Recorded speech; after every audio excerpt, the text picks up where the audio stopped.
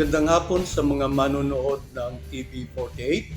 Dumako naman tayo sa latest weather update tungkol sa bagyong si Julian.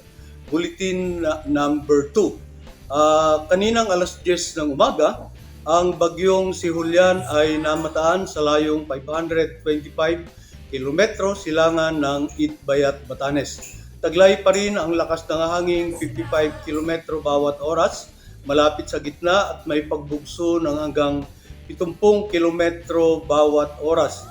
Ito ay halos hindi kumikilos sa kanyang lokasyon, kaya sa susunod na 24 oras, ito ay inaasahang nasa layong 460 kilometro silangan ng Kalayaan, Cagayan.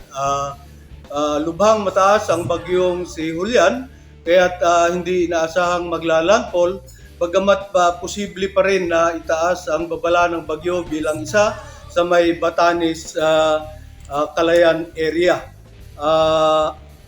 Ang bagyong si Julian ay inaasahang kikilos patimog-timog kanluran sa mga susunod na araw, pero sa November 29 hanggang September 30, ito ay inaasahang tatahak sa pahilagang direksyon.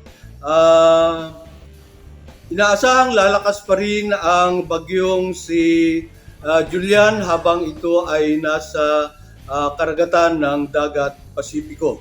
Patuloy na mag-antabay sa mga babala na ipapalabas ng Pag-asa tungkol sa bagyong si Julian.